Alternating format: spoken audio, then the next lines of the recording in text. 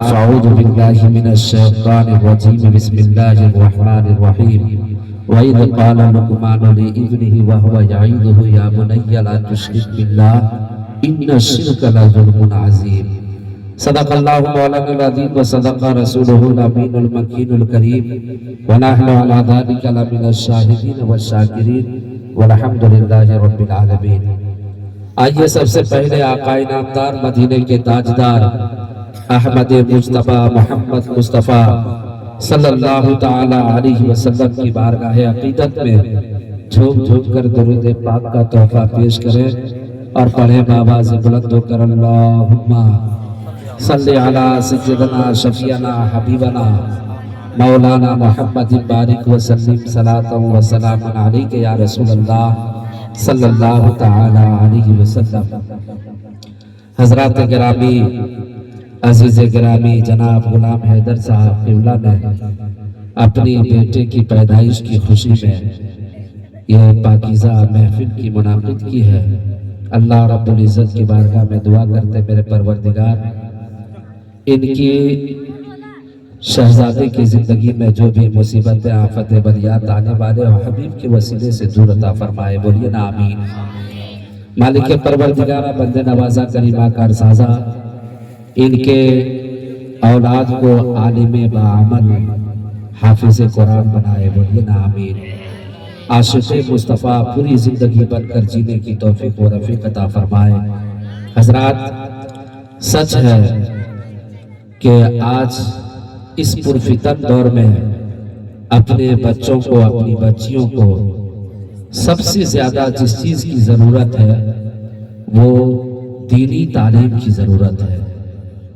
बड़े खुशनसीब है ये तलबा जो इल्म दीन हासिल करने के लिए अपने माँ बाप घर दुबार मकान खेत खलियान सब कुछ छोड़ करके इल्म दीन हासिल करने के लिए आए हैं। एक हदीस पाक है मेरे आका सल्लल्लाहु अलैहि वसल्लम के दरमियान सहाबा किराम मौजूद है। सहाबा किराम मौजूद है। मलकुल मौत रूह निकालने वाले फरिश्ते हाजिर होते हैं। अर्ज करते या रसूल अल्लाह मैं इस सहाबी की रूह एक घंटे के अंदर में इसकी रूह कब्ज कर लूंगा।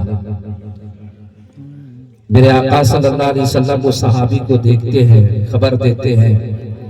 वो सहाबी कहते या रसूल अल्लाह कौन सा काम करूं। अब आप तसव्वुर कीजिए कि सिर्फ एक घंटे की जिंदगी है। रूह एक घंटे के बाद निकाल ली जाएगी। कन्फर्म है, फिक्स है। मेरे आका ने फरमा दिया ये सच है। वो सहाबी कहते हैं या रसूल अल्लाह कौन सा काम करूं जो मेरे लिए बेहतर हो। बोलिए ना सुभान अल्लाह। आप जान रहे हैं कि मेरे पास सिर्फ एक घंटा टाइम है और एक घंटा के अंदर मैं कौन सा काम करूं जो हमारे लिए सबसे बेहतर हो। तो मेरे आका सल्लल्लाहु अलैहि वसल्लम इरशाद फरमाते हैं इल्म दीन हासिल करो, यही तुम्हारे लिए सबसे बेहतर है। बोलिए सुभान अल्लाह। अब आप सोचिए इल्म दीन के हवाले से मेरे आका सल्लल्लाहु अलैहि वसल्लम इरशाद फरमाते हैं ये जितने भी तलबा हैं कुरान सीख रहे हैं और अभी सीख रहे हैं, कुछ दिन के बाद ये सिखाएंगे। ये बहुत बड़ी नौकरी और बहुत अच्छा काम है। मेरे आका सल्लल्लाहु अलैहि वसल्लम इरशाद फरमाते हैं खैरुकुम मन तअल्लमल कुरान व अल्लमा। तुम में से बेहतरीन इंसान वो है जो कुरान सीखे और दूसरों को सिखाए। बोलिए सुभान अल्लाह। जो कुरान सीखे और दूसरों को सिखाए। आपके असातिज़ा भी कुरान सिखा रहे हैं, आप सीख रहे हैं। कुछ दिन के बाद फिर आप असातिज़ा जब बनेंगे तो फिर आप सिखाने वाले पढ़ेंगे, वो सीखने वाले हो जाएंगे। ये बहुत बेहतरीन खुशखबरी है जो लोग कुरान पढ़ाते हैं, जो लोग अपनी बच्चों को इल्म दीन सिखाते हैं, कुरान पढ़ाते हैं। हदीस पाक में है, मेरे आका सल्लल्लाहु ताला अलैहि वसल्लम इरशाद फरमाते हैं कि कल क़यामत के दिन जब सूरह बकरा की तिलावत करेंगे और आयत करीमा की तिलावत करेंगे तो कल क़यामत के दिन ये सूरतें तिलावत करने वाले की शफाअत करेंगे। बोलिए नहीं सुभान अल्लाह। एक हदीस पाक में है, हजरत अबू हुरैरा रज़ी अल्लाह ताला अन्हु से रिवायत है, मेरे आका सल्लल्लाहु ताला अलैहि वसल्लम इरशाद फरमाते हैं, अपने घर को कब्रिस्तान न बनाओ। अपने घर को, जुमला नोट कीजिए, अपने घर को कब्रिस्तान न बनाओ, बल्कि अपने घर में इबादत करो और सूरह बकरा की तिलावत करो। जिस घर में सूरह बकरा की तिलावत होती है उस घर से शैतान भाग जाता है। बोलिए सुभान अल्लाह। अगर आप अपनी बच्चियों को नहीं पढ़ाते हैं, अपने बच्चों को नहीं पढ़ाते हैं, तो फिर कुरान की तिलावत वो नहीं कर सकता है। इसलिए हमारे और आपके लिए जरूरी है। और मेरे आका सल्लल्लाहु ताला अलैहि वसल्लम इरशाद फरमाते हैं कि जो इंसान सूरह बकरा की तिलावत करेगा, अगर वो दिन में तिलावत करता है तो 3 दिन तक शैतान भाग जाता है। बोलिए सुभान अल्लाह। आप लोग जानते हैं सूरह बकरा, बकरा का माने क्या है? बकरा का माने गाय की है, जिसकी गोश्त हजरत बता रहे हैं कि जिसकी गोश्त खा के आया है। बकरा ये अरबी लफ्ज है और जो है सूरह बकरा में एक गाय का जिक्र है और सबसे कीमती गाय का जिक्र है। मामला ये हुआ, बनी इस्राइल में एक अमीर शख्स था, बहुत ज्यादा दौलत थी। उसके चचाजाद भाइयों ने उसको कत्ल कर दिया दौलत की लालच में कि अगर मैं इसको कत्ल करूंगा तो इसकी प्रॉपर्टी, इसकी जायदाद, इसकी दौलत सब मेरे पास आ जाएगी। और कत्ल करने के बाद फिर यही कातिल की तलाश करने के लिए कि आखिर इसका कत्ल किसने किया है, वो हजरत मूसा अलैहिस्सलाम के पास पहुंची। पहुंचने के बाद हजरत मूसा अलैहिस्सलाम से कहा कि मैं कातिल का पता करना चाहता हूं, इस शख्स का कत्ल करने वाला कौन है? कातिल का अंदाजा लगाने के लिए पहुंचा हूं। कातिल का पता करने के लिए हाजिर हुआ हो, आखिर इसको कत्ल करने वाला कौन है? हजरत मूसा अलैहिस्सलाम से कहा, आप रब की बारगाह में दुआ कर दीजिए, आप रब की बारगाह में दुआ फरमा दीजिए ताकि पता चल जाए कि इसका कातिल कौन है, मर्डर करने वाला कौन है, कत्ल करने वाला कौन है। हजरत मूसा अलैहिस्सलाम रब की बारगाह में दुआ किए, आवाज आई कि इसको कह दो कि एक गाय को ज़बह करे। ये लोगों को लगा कि हम लोग कातिल पूछने के लिए, कत्ल करने वाला कौन है ये जानने के लिए हम लोग आए हैं, लेकिन ये बता रहे हैं कि एक गाय ज़बह करना होगा। तो फिर कहा कि कहीं आप हमसे मजाक तो नहीं कर रहे हैं? तो हजरत मूसा अलैहिस्सलाम कहते हैं कि मैं मजाक करने वालों में से नहीं हूं, मैं जाहिलों में से नहीं हूं जो मजाक करूं।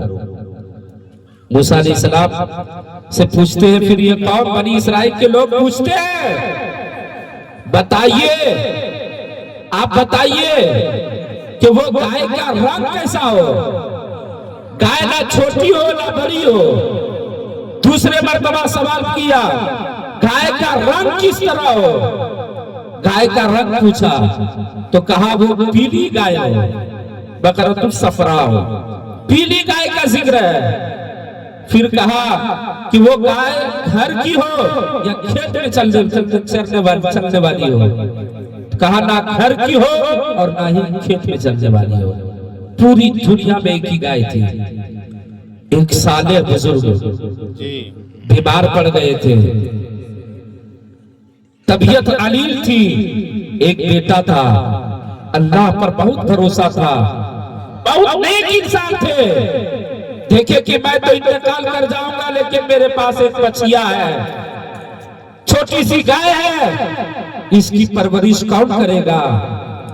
मेरी बीवी है, एक बच्चे हैं। वो अपनी बछिया को लेकर के जंगल की तरफ चले जाते हैं और जंगल में जाकर के रब की बारगाह में फरियाद करते, मेरे परवरदिगार, ये गाय तेरे हवाले कर रहा हूं। बोलिए ने सुभान अल्लाह। किसके हवाले कर रहे हैं? एक गाय जंगल में रब के हवाले कर रहे हैं। ए मेरे परवरदिगार, अल्लाह पर भरोसा। आज हम और आप घर से निकलते हैं तो हमें और आपको क्या करना चाहिए? अपने मकान को, अपनी बीवी को, अपने अहलो अयाल को अल्लाह के हवाले कर देना चाहिए, अल्लाह पर छोड़ देना चाहिए। फी अमानिल्लाह कहकर रुखसत हो जाना चाहिए। अल्लाह से बेहतर कोई भी सामान, किसी का भी हिफाजत कोई नहीं कर सकता है। वो इंसान नेक शख्स थे, बीमार थे, कहे मेरे परवरदिगार, मैं तेरे हवाले कर रहा हूं, जब मेरा बेटा जवान हो जाएगा तो फिर तू मेरे जवान बेटे को वापस कर देना। बोलिए ना सुभान अल्लाह। माँ भी नेक थी ना, माँ भी बहुत अच्छी औरत थी, सालिहा औरत थी।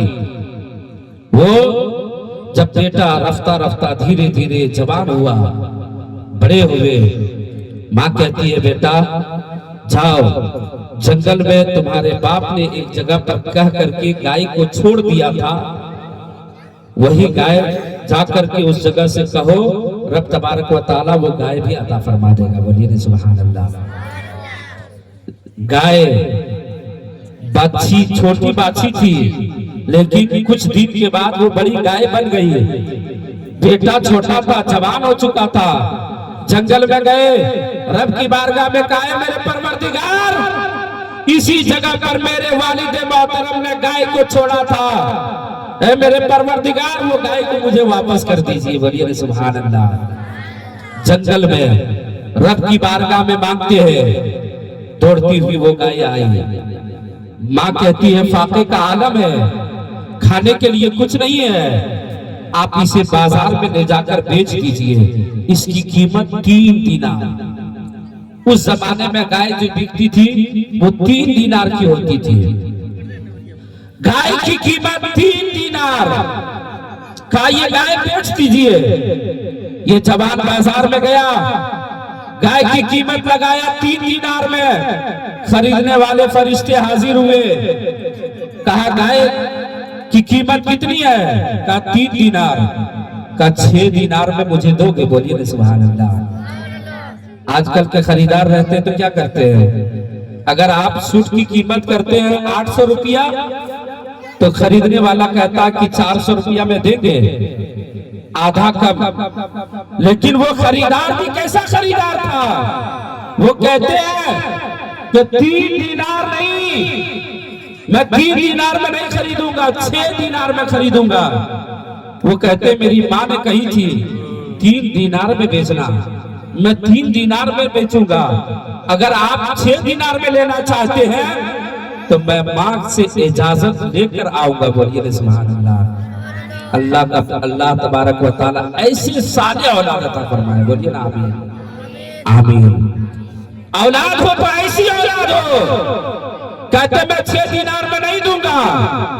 माँ के पास पलटे, माँ के पास आने के बाद कहती, वो कहते माँ खरीदार तो अजीब मिला है। मैंने कहा गाय की कीमत मैंने 3 दीनार कहा है, वो तो कहता 6 दीनार में दोगे तो मैं ले लूंगा। हम और आप रहते तो कहते कि नफा ही नफा है, फायदा ही फायदा है। लेकिन वो जवान नेक साले लड़का कहते नहीं, ऐसे नहीं दूंगा, माँ से इजाजत लेकर के दूंगा। माँ कहती कि बेटा जाओ 6 दीनार में दे देना। बोलिए ना सुभान अल्लाह। फिर गए, जैसे ही खरीदार सामने हाजिर हुआ, कहा कितने में दोगे? कहा कि 6 दीनार में। कहा 6 दिनार में नहीं, अब मैं 12 दिनार में खरीदूंगा। बोलिए ना सुभान अल्लाह। 12 दिनार में खरीदना चाहता हूँ। कहा मेरी माँ ने तो 6 दिनार में बेचने का हुक्म दिया है, अगर मैं माँ के खिलाफ वर्जी कर नहीं सकता हूँ, इसलिए मैं माँ के पास फिर जाकर के इजाजत लूंगा। अगर माँ इजाजत दे देगी तो फिर मैं आपको पेश कर दूंगा। फिर गए माँ के पास। माँ, खरीदार अजीब मिल रहे हैं। अब तो मैंने कहा था कि 6 दिनार इसकी कीमत है, तो कहता कि 6 दिनार नहीं, 12 दिनार में लूंगा। माँ, मुझे मामला समझ में नहीं आ रहा है। माँ नेक थी। कहा बेटा, खरीदने वाला कोई इंसान नहीं बल्कि अल्लाह का फरिश्ता ही है। बोलिए ना सुभान अल्लाह। कहा वो अल्लाह का फरिश्ता है। फरिश्ता जा उसे कह देना कि इस गाय की कीमत मुझे मालूम नहीं है, इस पीली गाय की कीमत आप ही बता दीजिए, आप जो कहेंगे वही हम लोग मान लेंगे। बोलिए ना सुभान अल्लाह। हुआ ये कि फरिश्ते से जब कहा तो कहा इस गाय की कीमत उसके खाल के उतार करके और सोना चांदी डाल दिया जाए, उतनी कीमत इस गाय की है। बोलिए ना सुभान अल्लाह। कहा हुजूर, गाय की कीमत, इतनी कीमत कौन देगा? कहा एक कौम आएगी और वो कौम ढूंढते ढूंढते इस जगह पर पहुंचेगी, उस कौम को तुम कहोगे इसके खाल के बराबर सोना चांदी देना होगा, अगर दोगे तो मैं ये गाय दूंगा, नहीं तो नहीं दूंगा। अब ये हुआ, जो कौम कत्ल करने वाले का पता करने के लिए पहुंचा था, वो कौम कहती है ढूंढते ढूंढते उस जवान लड़का के पास पहुंचा। कहा बता ये गाय की कीमत कितनी है? कहा इस गाय तुम वाकई में खरीदना चाहते हो? कहा हाँ हाँ, मैं ये गाय को खरीद लूंगा। कहा सुनो, इस गाय के खाल को उतार करके सोना चांदी इसमें भर दोगे तब मैं ये गाय दे सकता हूँ। कहा आखिर इतनी कीमत क्यों? मुझे जरूरत है। कहा अगर तुम इसकी कीमत नहीं दोगे तो मैं गाय नहीं दे सकता हूँ। अल्लाह अकबर। जो जिस शख्स का कत्ल हुआ था, जिसको कत्ल किया गया था, वो अमीर इंसान था, उसके पास बहुत दौलतें थी, सारी पूंजी सारी दौलतों को इकट्ठा करके उस गाय के खाल पे बराबर सोना चांदी किया गया। फिर उस गाय को खरीद करके लाया गया।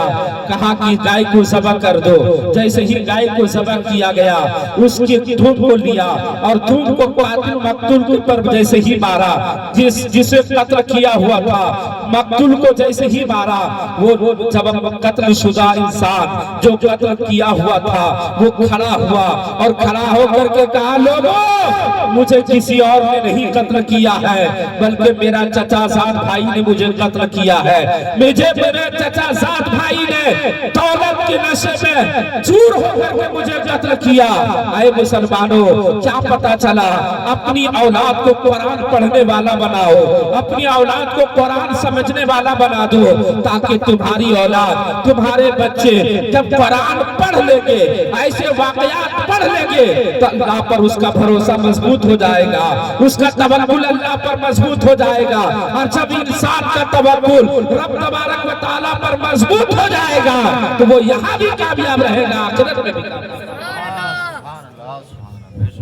इसलिए उलमाए किराम की लंबी फहरिस्त है। हजरत अल्लामा मौलाना मुफ्ती इमरान मिसबाही साहब क़िबला तशरीफ फरमा है और खतीब आज़म हिंदुस्तान हजरत मौलाना खिताबुद्दीन साहब क़िबला भी तशरीफ फरमा है। मैं चाहता नहीं हूं कि आपका वक्त ज्यादा लो, बस ये समझ करके कि अपने बच्चों को